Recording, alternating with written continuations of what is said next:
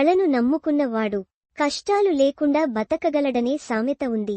ఇక ఆ సామెను నిజం చేస్తూ అదే కళను నమ్ముకున్న ప్రకాష్ రాజ్ ఇప్పుడు పేరు ప్రఖ్యాతలు మాత్రమే కాదు డబ్బుతో కూడా వర్ధిల్లుతున్నాడు.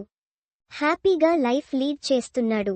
300 రూపాయల జీతంతో తన యాక్టింగ్ కెరీర్ను స్టార్ట్ చేసిన ఈయన ఇప్పుడు ఏకంగా ఒక్కో సినిమాకు 3 కోట్ల రూపాయల రెమ్యునరేషన్ను తీసుకునే వరకు రీచ్ అయ్యాడు.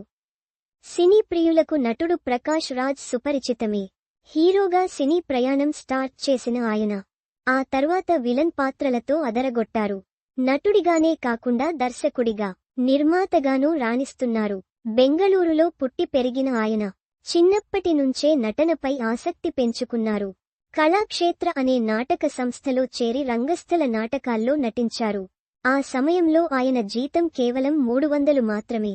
అదే సమయంలో డైరెక్టర్ బాలచందర్తో ఏర్పడిన పరిచయం ఆయనను సినీరంగం వైపు అడుగులు వేసేలా చేసింది.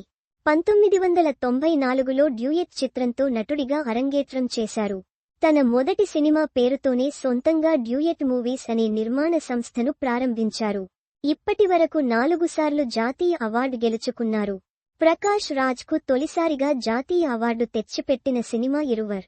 అంతేకాదు మణిరత్నం దర్శకత్వం వహించిన కాంచీవరం సినిమాకు కూడా ప్రకాష్ రాజ్ ఉత్తమ నటుడిగా జాతీయ అవార్డు గెలుచుకున్నారు. మరిన్ని వీడియోల కోసం ఇక్కడ క్లిక్ చేయండి. Also watch. సినిమాలోని దెయ్యం థియేటర్లోకి వచ్చిందా? వణుకు పుట్టించిన ఘటన. మంచు విష్ణుకు బిగ్ షాక్. కన్నప్ప సినిమా హార్డ్ డిస్క్ చోరీ.